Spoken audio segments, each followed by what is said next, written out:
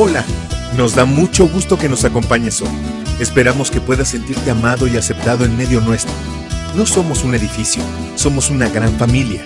No somos perfectos, somos discípulos deseosos de amar, crecer y servir. Deseosos de amar a Dios y a nuestro prójimo. Crecer en una relación con Dios y nuestros hermanos. Y servir a nuestra comunidad, compartiendo con otros lo que Dios nos ha dado. Es nuestra visión vivir para que todos a nuestro alrededor puedan experimentar el poder de Dios, su bondad, su gracia, su fidelidad, su eterno amor y sobre todo su gran poder para restaurar. Creemos que sin importar lo que haya ocurrido en tu vida, Dios todavía tiene un plan contigo. Por eso nos alegramos de que estés aquí con nosotros, pues estamos confiados de que hoy será una nueva oportunidad para experimentar el poder de Dios. Bienvenido a tu nueva familia.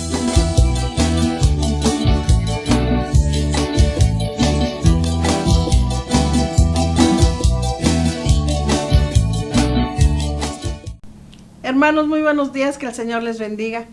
Me da mucho gusto volver a saludarles, esperando que se encuentren bien, gozando de las bendiciones de nuestro amado Dios. Le damos gracias a Dios por la oportunidad también que nos da de poder alabarle, de poder escuchar su palabra. Y vamos a leer una porción de su palabra que dice así. Después de esto miré, y he aquí una gran multitud, la cual nadie podía contar, de todas las naciones, y tribus, y pueblos, y lenguas, que estaban delante del trono y en la presencia del Cordero, vestidos de ropas blancas y con palmas en las manos, y clamaban a gran voz, diciendo: la salvación pertenece a nuestro Dios, que está sentado en el trono, y al Cordero. Y todos los ángeles estaban en pie alrededor del trono, y de los ancianos y de los 4 seres vivientes, y se postraron sobre su rostro delante del trono, y adoraron a Dios, y diciendo: Amén. La bendición y la gloria y la sabiduría y la acción de gracias y la honra y el poder y la fortaleza sean a nuestro Dios por los siglos de los siglos. Amén. Gracias a Dios, hermanos, porque yo voy a estar con toda esa multitud alabando y glorificando a nuestro Dios un día. Y ustedes, yo creo que también. Vamos a orar. Padre amado, gracias. Gracias, Señor, por esa esperanza que tú nos das, Señor, de estar allá un día en tu presencia, alabando y glorificando y bendiciendo tu precioso nombre. Mientras tanto, Señor, yo te ruego que fortalezcas nuestras vidas, que nos animes a seguir adelante y que, Padre Santo, este culto que te vamos a ofrecer en esta mañana, Padre, tú la recibas con olor fragante, porque, Padre, va con todo nuestro corazón, por gratitud y por amor, por todas las cosas que has hecho en nuestras vidas. Padre, recibe este culto, es para ti.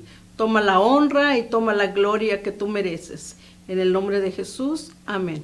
Vamos a dar tiempo, hermanos, para unas alabanzas.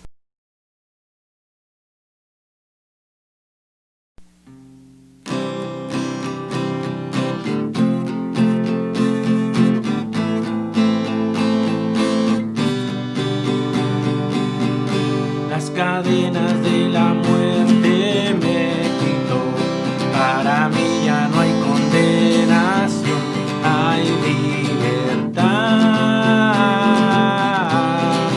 libertad. Siendo esclavo del pecado me libró, en la cruz compró mi redención y libertad.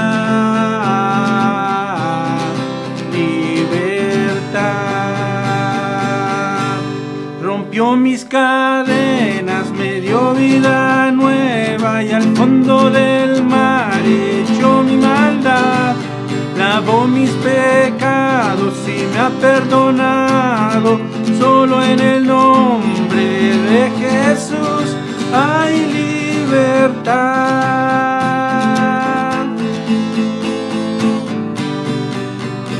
Yo proclamo al que en la cruz por mí cambió mi duro corazón por libertad,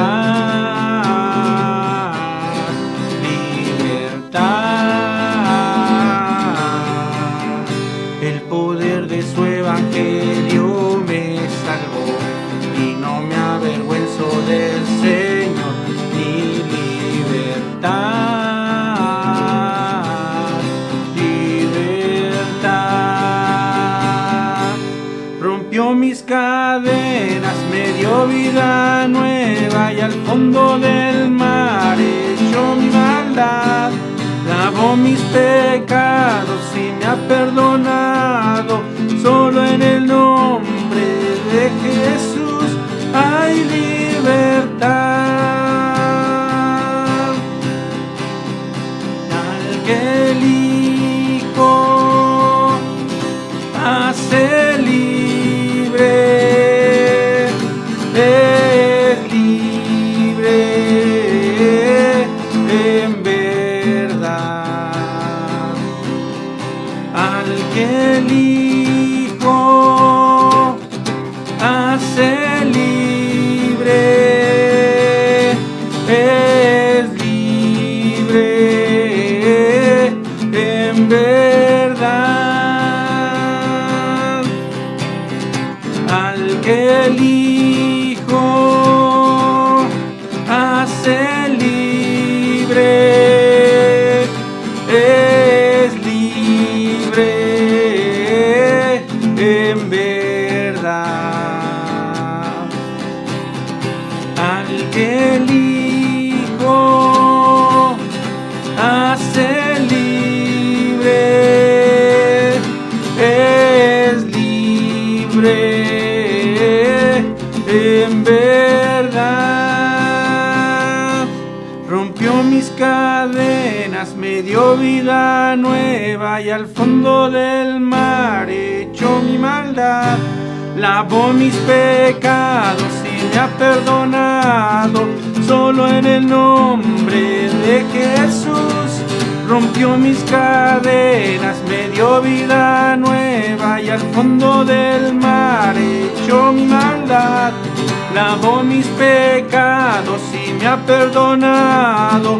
Solo en el nombre de Jesús hay libertad. Hay libertad.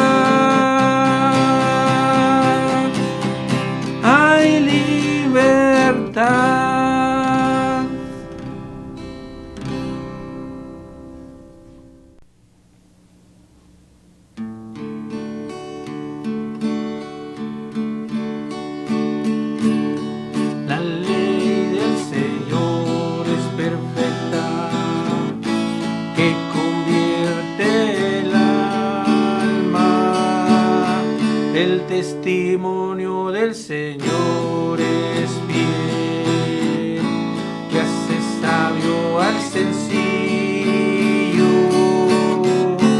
Deseables son más que el oro y más que mucho oro afinado, y dulce más que miel, la que destila del panal.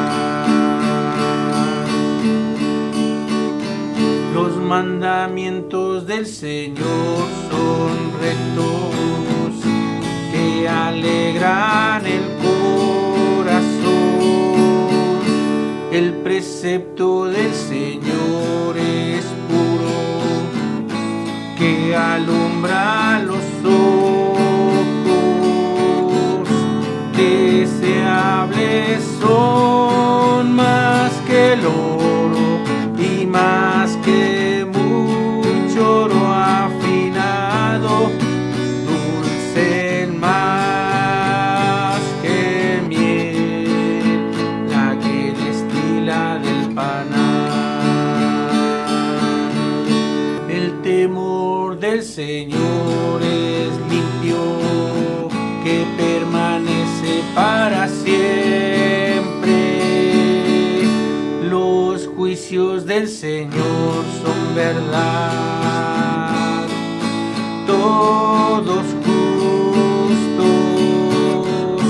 Deseables son más que el oro y más que mucho oro afinado, y dulces más que miel, la que destila del panal. Deseables son más que el oro y más que mucho oro afinado, y dulce más que miel, la que destila del panal.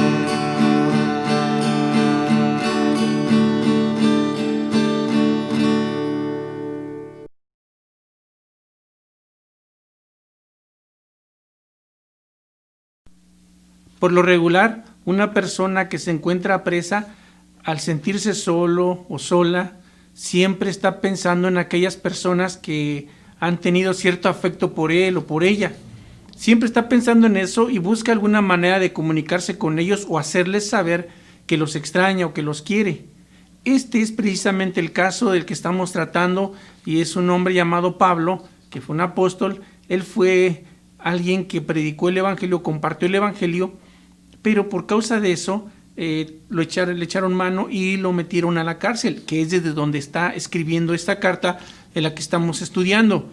Y hemos hablado acerca de que esta carta es una carta de gozo, y no precisamente porque todo estaba bien alrededor de Pablo, sino que él estaba preso y aún así él podía expresar gratitud y gozo por las cosas que él recordaba, y cómo les escribe esta carta a unos hermanos que estaban en una ciudad de Filipos. Por eso la carta se llama la carta a los filipenses. Y hemos hablado de 5 motivos o 5 razones de por qué una persona como cristiano o como creyente en Jesucristo puede tener gozo. ¿Cuáles son los motivos de gozo que tiene el cristiano? Y hemos visto ya 4 de ellos, y esta vez vamos a ver el 5º gozo. Es acerca del gozo del afecto cristiano, y vamos a checarlo. Versículo 7: como me es justo sentir esto de todos ustedes, por cuanto los tengo en el corazón y en mis prisiones, y en la defensa y confirmación del evangelio, todos ustedes son participantes conmigo de la gracia. Noten que él ahora está dirigiéndose a ellos de una manera muy particular, porque le dice: como me es justo sentir esto de todos ustedes, un afecto que él comienza a mostrarles a ellos. Y esa palabra justo se refiere a que no es algo simplemente por conveniencia, sino es algo que dice que se puede interpretar de esta manera: ustedes me han ayudado tanto, Ustedes han estado conmigo en las buenas y en las malas. No me han dejado. Eso hace que yo muestre un gozo hacia ustedes, un afecto tremendo por ustedes, porque no me han dejado, a pesar de la circunstancia en la que me encuentro. Yo puedo decir que tengo un afecto por alguien, pero no nada más lo digo, sino que lo demuestro. Y no solamente eso, sino que hay una participación o me muestro solidario con eso. Justamente esto siento por ti y debo sentirlo y me encanta sentir eso, un afecto muy fuerte. Y les dice lo siguiente, la segunda palabra, aquí aparece otra palabra, me es justo sentir esto por todos ustedes. Este sentir se refiere a algo que es un sentimiento muy profundo y se trata de una actitud personal, una actitud o disposición mental de manera muy particular. Es decir, es algo que la persona en ese momento está sintiendo, pero implica todas las emociones, una disposición de mi mente y de mi corazón el sentir esto. No nada más lo digo por quedar bien o como mero formalismo, porque esta palabra que está utilizando el apóstol se refiere a un acto de intelecto y voluntad. Es decir, lo siento, lo pienso y lo hago. Se los digo, se los hago saber. Como me es justo sentir esto de todos ustedes. Y lo que viene más adelante refleja lo que él está sintiendo. Nosotros cuando reflejamos eso, las personas lo sienten. Cuando una persona abraza de una manera hipócrita, lo conocemos. Cuando una persona abraza con un sentimiento de afecto, la otra persona lo recibe, lo percibe, se da cuenta. Esa manera es la que nosotros podemos expresar a través de la palabra de Dios y cómo nos lo hace saber. Pero vamos un poquito más adelante. Dice lo siguiente, por cuanto los tengo en el corazón. Este se ha traducido de dos maneras. De una forma es porque me tienen en sus corazones, es decir, por la muestra que ellos han tenido hacia Él, cómo han sido con Él, que, insisto, en las buenas y en las malas siempre han estado con Él. Yo no sé si tú conozcas a alguien que ha estado así contigo. En las buenas o en las malas, ahí está contigo todo el tiempo. No te deja, está al pendiente de ti. Pero también esa frase es ambigua, porque puede referirse al amor que siente Pablo por ellos o el afecto que tienen los filipenses hacia Pablo. Es decir, puede sentirse en los dos lados, porque se ha traducido de esa manera. ¿Es un amor que ustedes sienten por mí o es un amor que yo siento por ustedes? Es decir, los tengo en el corazón. Y una cosa más, que creo que muchos estamos involucrados en esto. Todas las personas amamos con la mente. Ojo con eso, amamos con la mente. Porque el amor es ante todo, es un pensamiento. Pero este pasaje incluye al corazón. Insisto, nosotros amamos con nuestra mente. Porque eso tiene que ver con pensamiento. Y este pasaje incluye al corazón. Y ese corazón encierra la idea de sentimiento. En la Biblia, con frecuencia la mente y el corazón son sinónimos. Para Pablo, esas personas, esos hermanos, significaban muchísimo para él. Por eso él les dice lo siguiente: los tengo en mi corazón y en mis prisiones. Y menciona dos palabras importantes aquí también, en la defensa y confirmación del Evangelio. Y luego le añade, todos ustedes son participantes conmigo de la gracia. Bien, la iglesia lo acompañó de manera desinteresada, ya lo he dicho. Es una manera desinteresada y sacrificada para animarlo, para ayudarle, para insistirle acerca de lo que él necesitaba. ¿Qué provocaba esto? Que en él sus sufrimientos fueran mitigados, fueran menos.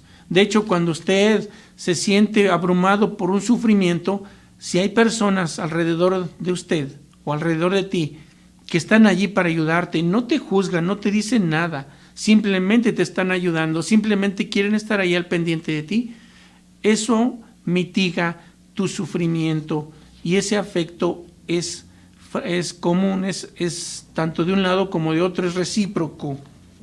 Dicho de otra manera, ellos eran sus compañeros espirituales y participantes de la gracia con él en el sentido más completo. El simple hecho de estar al pendiente de él para mitigar su sufrimiento fue suficiente para que él los estimara tanto, tuviera ese afecto, ese amor hacia ellos. Y del otro lado también para con Pablo. Para ellos, libre o preso no era importante. Lo que tenían ellos en común aquí, por eso le dice participantes conmigo en la gracia, es que tenían algo en común. Mira, tenemos algo en común, Pablo, vamos a estar contigo. ¿Por qué? Porque tú estás compartiendo del Evangelio. Es más, estás siendo juzgado no tú, sino el Evangelio. Estás preso no porque hayas hecho algo malo, sino porque tú predicas el Evangelio. Muchos de nosotros, si nos damos cuenta que a veces un familiar de nosotros cae en la cárcel, estamos ahí al pendiente, ¿qué pasó? Pero cuando muchos familiares conocen que él cayó en la cárcel porque hizo algo malo, enseguida algunos familiares dicen, no, pues te lo mereces. Pero aquí él estaba preso por causa del Evangelio, por predicar la palabra de Dios. Por esa razón lo habían apresado. Y los filipenses, eso no les interesó. Ellos estuvieron allí con Pablo. Tenían un interés nada más, difundir el mensaje. Por eso les dice, participantes conmigo en la gracia. Eso es algo que debería nosotros de impulsarnos también. Ser participantes unos con otros para difundir el Evangelio. ¿Qué afecto tenemos para con los hermanos? ¿Qué afecto tienes para con los demás? ¿Tú quieres afecto hacia ti mismo? Yo quiero afecto hacia mi vida. Sí, pero ¿qué tenemos en común? ¿Que estés de acuerdo con lo que yo hago, a pesar de que sea malo? Entonces, ¿sí vamos a caernos bien? Yo creo que no. Debemos tener algo en común. En el Evangelio es compartir la palabra de Dios, que Cristo sea predicado, que Cristo sea conocido, que el mensaje de salvación sea conocido por las personas. Y eso es lo que tenemos en común nosotros. De verdad, es hermoso tener amigos cristianos así como ellos, que son participantes en esa misión de difundir la palabra de Dios, de darla a conocer. Y miren, esto la semana pasada lo mencioné.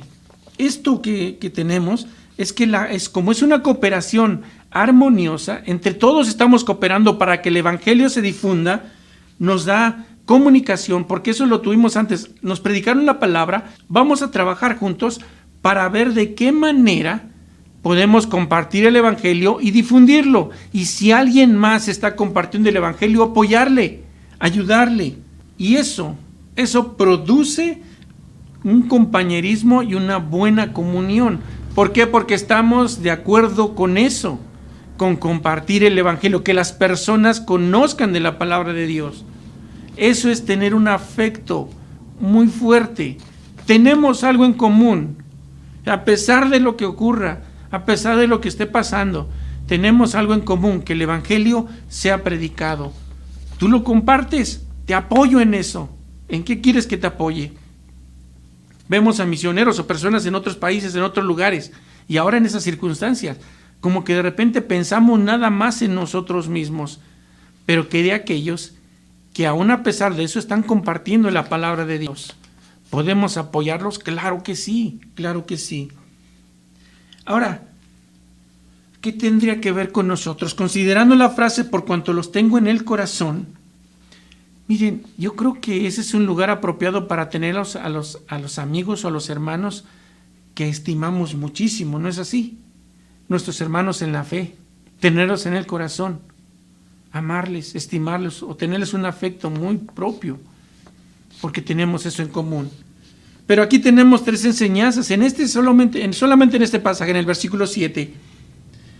Y estos se derivan del gozo, del afecto que como cristianos tenemos. El primero, los cristianos son solidarios de la gracia. ¿De qué manera? Bueno, sentimos una deuda común. que las personas conozcan de la palabra de Dios y la salvación que Jesucristo da a través de su muerte en la cruz. Tenemos eso en común, número uno. Lo segundo, los cristianos son solidarios en la obra del Evangelio. Comparten una tarea, les decía, compartimos una tarea, tenemos algo en común, la extensión del Evangelio. Ahora, hay dos palabras que van a ayudar muchísimo para que nosotros comprendamos qué obra, cuál es nuestro trabajo, qué es lo que a nosotros nos compete hacer o de qué manera ayudamos a que el Evangelio sea extendido también, de manera particular o personal. ¿Cómo contribuyes tú o cómo contribuye usted a que el Evangelio sea extendido y que otros conozcan? Lo primero es la defensa. Segundo, la confirmación. Si volvemos al pasaje, nos damos cuenta que dice, por cuanto los tengo en el corazón y en mis prisiones y en la defensa y confirmación del Evangelio. Defensa, bueno, podemos extender el Evangelio ¿cómo? Defendiéndolo de los ataques que la gente hace o de fuera hacen, porque hay gente que ataca el Evangelio porque no lo conocen. No saben, no conocen la Escritura, no han leído la Biblia, nada más dicen lo que han escuchado, pero ellos por sí mismos no la han leído o no le han puesto atención. Entonces, ¿qué hacen? Atacan. ¿Qué hacemos nosotros? Presentamos defensa ante todo aquel que demanda razón de la esperanza que hay en nosotros. Eso lo dice Pedro, el apóstol Pedro. Pero otra cosa más, la confirmación. La confirmación es que podemos nosotros, después de que una persona acepte a Cristo, ayudarle a crecer en la palabra de Dios, a crecer espiritualmente. No nada más que se convierta al Evangelio, que acepte a Jesucristo y se bautice y ya, no, sino ayudarle a crecer. Eso es confirmarlo, afirmarlo a nuestras amistades o a aquellos que han creído en la palabra de Dios. No esperar a que otro lo haga, sino que nosotros mismos lo hagamos. Por eso les digo, son dos cosas que implican que nosotros ayudemos a extender el Evangelio. Defensa ante aquellos que lo atacan. Segundo, confirmar, el ayudar a que nuestros hermanos, nuestros amigos o aquellos que han creído en Cristo crezcan en la palabra de Dios. Y número 3, los cristianos son solidarios en el sufrimiento por el Evangelio. Miren, siempre que un cristiano le toca sufrir por el Evangelio, yo he conocido a quienes han sufrido por causa de la palabra de Dios. No están pensando, ay, estoy sufriendo yo, o pobrecito de mí.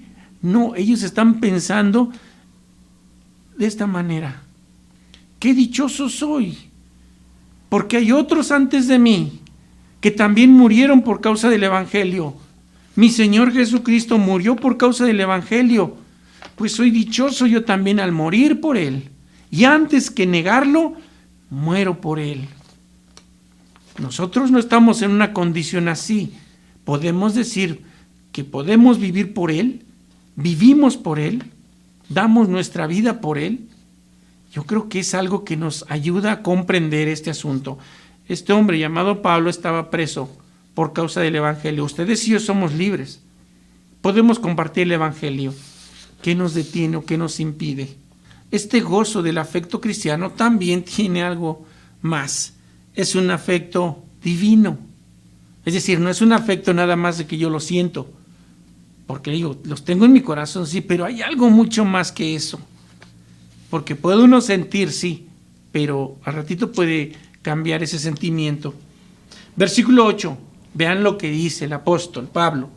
Porque testigo me es Dios de cuán ardiente afecto les tengo a todos ustedes en el entrañable amor de Cristo Jesús.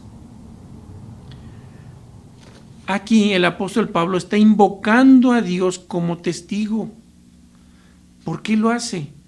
Porque él dice, quiero que se den cuenta de que ese amor o ese afecto que siento por ustedes es sincero, es profundo. Y lo dice en el entrañable amor de Jesucristo.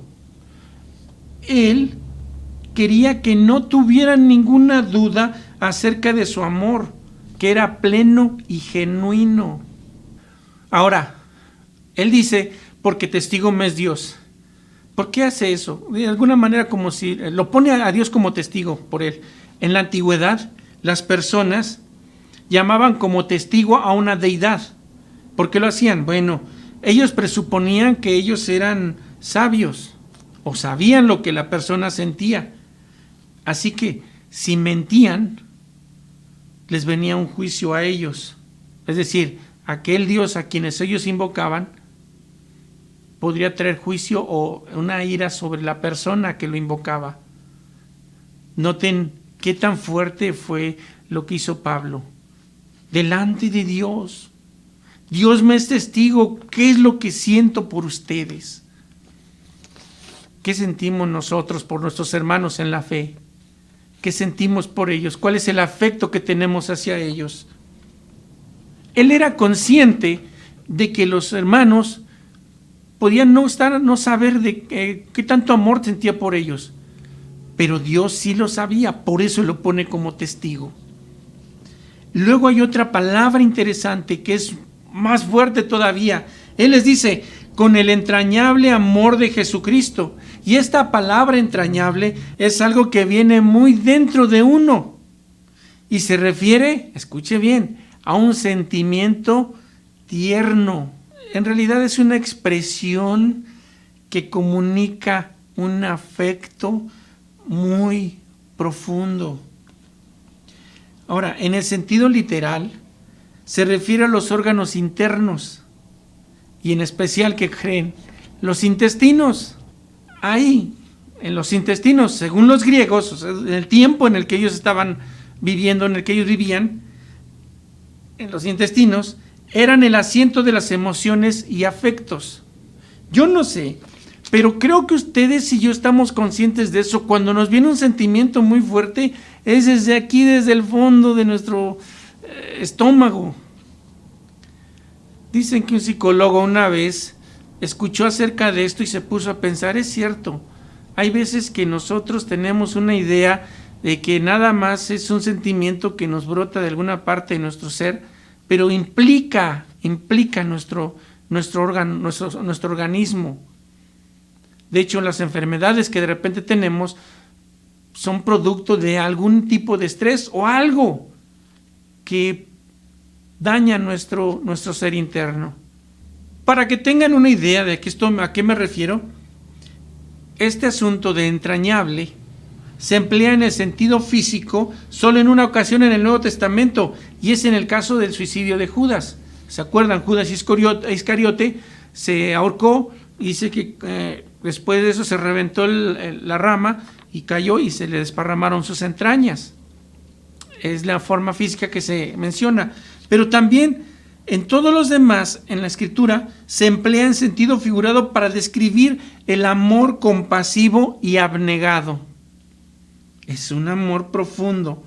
Lucas 1:78, Colosenses 3:12 se traduce como entrañable misericordia. En 2 de Corintios 6:12, en el Filemón 7, en el 20, y en 1 de Juan 3:17 se traduce como corazón.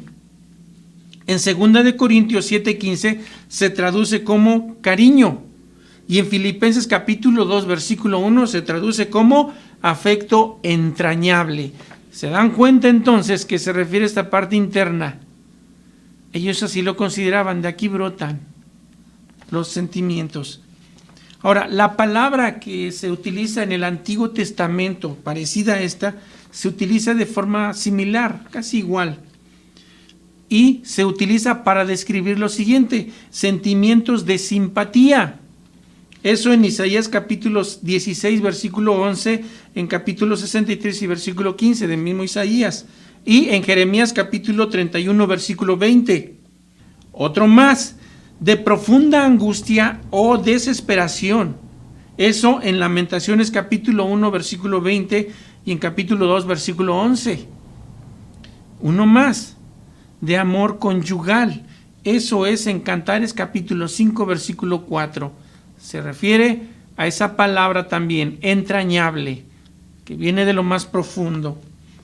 Ahora, en la actualidad es común escuchar que alguien ama de una manera entrañable a otra persona y se entiende que lo que siente por esa persona es mucho cariño o una ternura mayor. Es lo que decimos, es que lo amo de una forma muy entrañable, es decir, muy profundo, mucha ternura. A eso se refiere, en la actualidad lo seguimos utilizando. ¿Qué tanto amor sentimos nosotros entonces? ¿Cómo lo expresamos? ¿Desde dónde lo sentimos? ¿Es tan entrañable lo que sentimos o nada más es superficial? Cuando es superficial ya sabemos qué es lo que ocurre. Cuando es entrañable ya sabemos que pasan los años, pasa mucho tiempo, eso permanece allí. ¿De qué se trata entonces? Se trata de un amor tan profundo y penetrante hasta el punto de reflejar, óigalo bien, porque no proviene de una persona, es decir, de mí como ser humano, refleja el amor de Jesucristo mismo. ¿Quién es el que produce ese amor en nosotros? Jesucristo, con el entrañable amor de Cristo Jesús. Es decir, es ese amor que produce Él en mí. Dicho de otra manera, es un amor sobrenatural, infundido por el Señor Jesucristo, tanto en el apóstol Pablo, porque lo menciona, y de la misma manera en los hermanos en Cristo, producido en ambos. Por eso Pablo está diciéndoles, los amo con la misma ternura de Jesucristo mismo. El amor que sentía Pablo hacia sus amigos cristianos no era otra cosa sino el amor de Cristo mismo. Hace años a una pareja, y es un muchacho que le preguntó a sus papás ya eran ancianos, este muchacho le dice a su mamá, mamá, ¿tú amas a mi papá? La señora ya, abuelita, le dijo, se quedó pensando y dijo, no, la verdad no. Y obviamente el hermano, el abuelito, volteó a verle, ¿cómo de que no? Si tantos años vivimos juntos y no me amas. Y ella dijo, no, en verdad no es que yo te ame. Mira, yo amo más a Dios que a ti. Pero es Dios quien me da ese amor para ti. Y ya el abuelito dijo, bueno, así sí, no hay problema, ya me quitaste de la duda. Es ese amor de parte de Jesucristo, el que hace que nosotros amemos a los demás, ese amor mismo. En Romanos capítulo 5, versículo 5, nos da una referencia de qué estamos hablando. Es nada menos que el amor de Dios que ha sido derramado en nuestros corazones por el Espíritu Santo. ¿Se da cuenta? El Espíritu Santo es que ha sido derramado en nuestros corazones, es decir, que hace que nosotros sintamos eso. En la carta a los tesalonicenses, Pablo también escribió acerca de ese amor dado por Dios. Él les dice, pero acerca del amor fraternal no tiene necesidad que les escriba, porque ustedes mismos han aprendido de Dios que se amen unos a otros. Eso está en 1 de Tesalonicenses capítulo 4, versículo 9. Es un amor producido por Dios. Y esto que estamos viendo es un claro ejemplo del poder transformador del Evangelio. Mire, a simple vista lo vemos y decimos, pues qué común, ¿no? Pero ¿saben de quién estamos hablando? Son Dios estaba uniendo dos partes totalmente diferentes. Por un lado, tenemos a una persona que era muy devota del fariseísmo, es decir, una persona muy religiosa, que hasta el punto de ser fanático, hasta el punto de querer matar a los cristianos, los perseguía, los sacaba de su casa, porque eran cristianos. Pero tuvo un encuentro con Cristo y su corazón cambió por completo, y ahora él está diciendo esto. Pero tenemos por otra parte a los filipenses. ¿Quiénes eran ellos? Ellos pertenecían a un lugar que se llamaba Filipos. Era una colonia romana. Y al decir que era una colonia romana, esas personas eran muy soberbias. Así crecieron, era su cultura. ¿Cómo es que estos dos se juntan? Son dos personas diferentes. Sin embargo, por este poder transformador del Evangelio, los une. Y tanto de un lado como de otro dicen, tenemos un afecto entrañable. Es decir, se apreciaban, tenían un afecto muy profundo. Pablo se los menciona a ellos. De ser ese religioso, fanático casi, ahora les dice a ellos, los amo con el entrañable amor de Jesucristo. Y estos que eran soberbios, por el poder transformador del Evangelio, ahora se acercan con él y le dicen: queremos ayudarte, queremos apoyarte. En conclusión, como cristianos, en este pasaje tenemos dos privilegios, pero también son dos desafíos. El primero de ellos es mostrar ese afecto o ese amor hacia nuestros hermanos en Cristo, con el único propósito de que el Evangelio sea difundido o sea predicado. Y eso incluye apoyar a todos los misioneros o aquellos que comparten la palabra de Dios en otros lugares. De manera personal lo podemos hacer. Yo no sé cuántas veces en sus oraciones o en tus oraciones has incluido a los misioneros o a esos hermanos que predican el Evangelio en otras partes. Si no lo haces, comienza a hacerlo. Por eso te digo, es un privilegio, pero también un desafío. ¿Los amas? ¿Tienes afecto por ellos? Ora entonces por ellos y en la medida en que puedas contribuir para apoyarles económicamente, hazlo. Hazlo también, porque más adelante, si tú tienes oportunidad de ir también, puedes ir y otros te estarán apoyando a ti también. Lo segundo, amar con la misma ternura que Jesucristo mismo nos ha amado. Cuando nosotros somos uno con el Señor Jesucristo, ese amor de Él fluye en nosotros y los otros se dan cuenta de ese amor y ellos conocen y reconocen ese fluir del amor que viene de Dios. Insisto, todos conocemos cuando es un sentimiento humano o personal. Se distingue muchísimo cuando es un sentimiento que proviene de parte de Dios. El gozo del afecto cristiano, entonces, consiste en eso. Si de repente hemos estado batallando con eso, ¿por qué no oramos y le decimos a Dios: ayúdame a expresarlo, a sentirlo? Porque yo quiero tener ese gozo también. Son dos compromisos, son dos privilegios, pero son dos compromisos. Vamos a orar. Señor, probablemente algunos de los que estamos escuchando esta tu palabra, estamos batallando con ese gozo del afecto cristiano.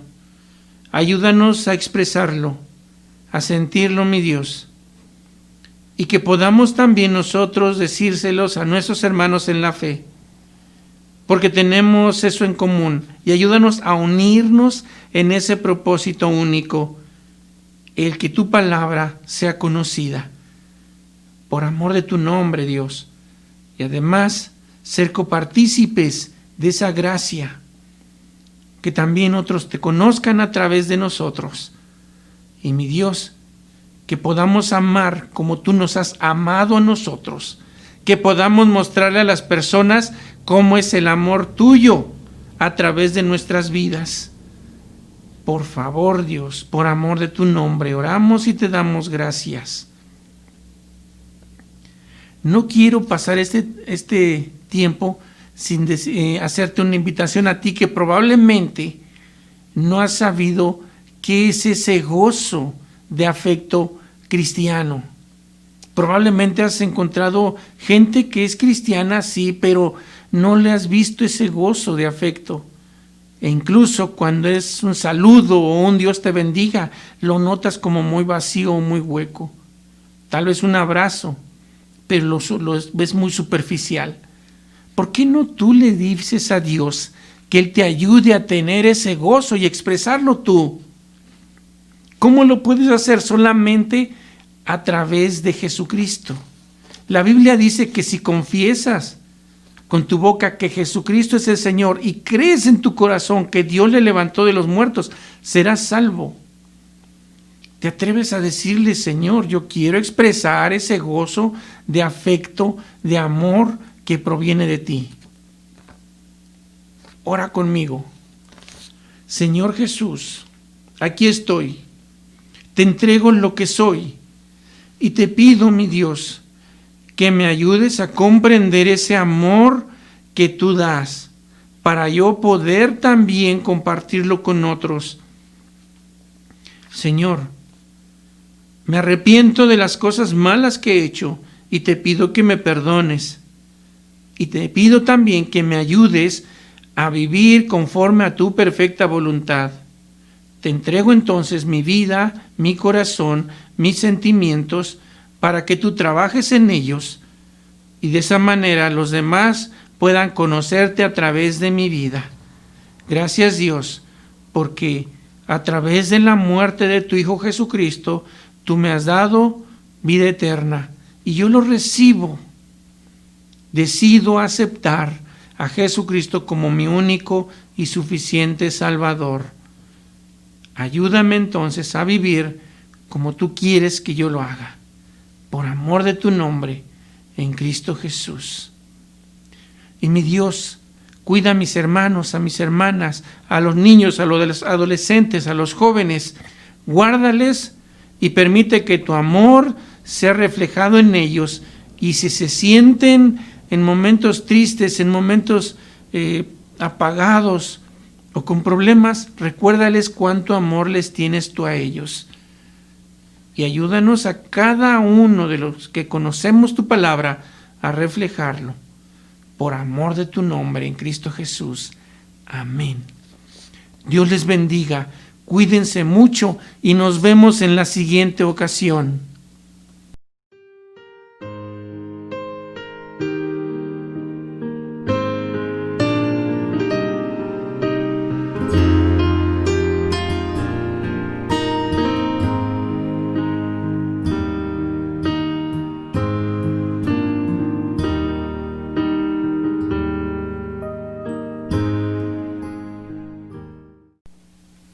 Hermanos, gracias a Dios por su palabra. Gracias a Dios porque seguramente Él ha hablado a nuestro corazón. Vamos a orar, hermanos, para ser despedidos. Padre Santo, gracias. Gracias, Señor, por tu palabra. Gracias, Padre, porque tu palabra dice, Señor, que no volverá vacía. Entonces queremos, Padre, que tu palabra haga eco en nuestros corazones, en nuestros pensamientos, en nuestro ser completo, Señor, para que haga la obra y nosotros podamos ponerla en práctica. Gracias, Señor, por cada uno de mis hermanos. Te ruego en el nombre de Jesús que tú les guardes, que guardes a cada joven, a cada niño. Dales sabiduría, Señor, dales entendimiento en sus tareas, en todas sus actividades que tienen por realizar. Padre Santo, guárdales también de cualquier peligro, de cualquier enfermedad. Padre, en tus manos te los dejamos, porque sabemos, Padre, que ahí están seguros. En el nombre de Jesús, amén. Les seguimos insistiendo, hermanos, para que se sigan cuidando, sigan tomando las medidas necesarias que nos dan nuestras autoridades. Cuídense y primeramente Dios, pronto nos volvamos a ver. Que el Señor les bendiga.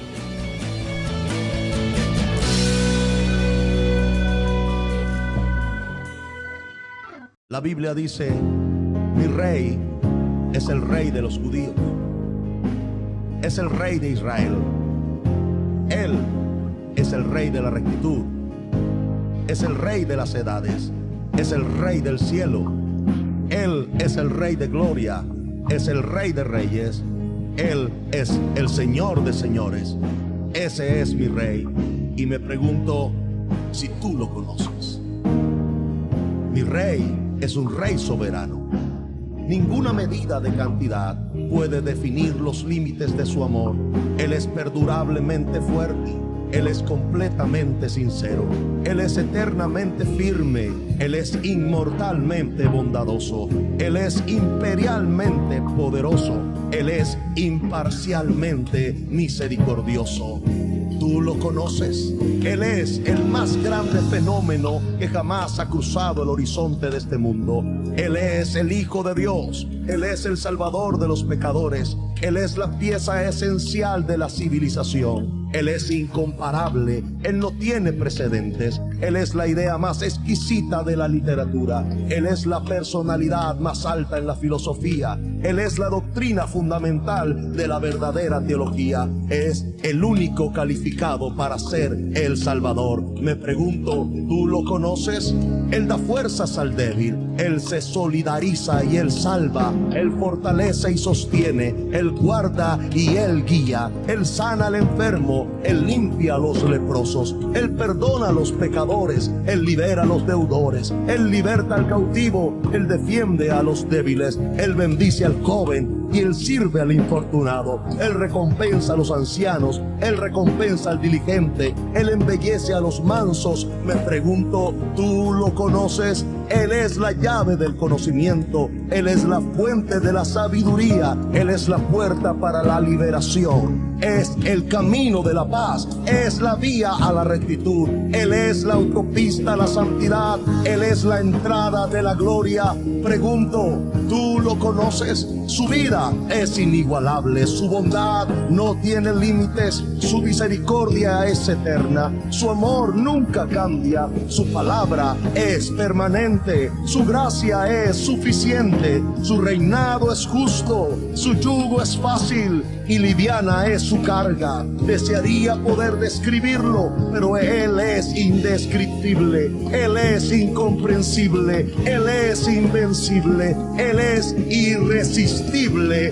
Tú lo conoces, no lo puedes sacar de tu mente, no lo puedes soltar, no puedes sobrevivir sin Él, no puedes vivir sin Él. Los fariseos no pudieron detenerlo porque ellos entendieron que no podía ser detenido. Pilato no pudo encontrar ninguna falla en Él. Herodes no pudo matarlo, la muerte no pudo limitarlo y la tumba no pudo retenerlo. Él es mi Rey, Él es Jesús.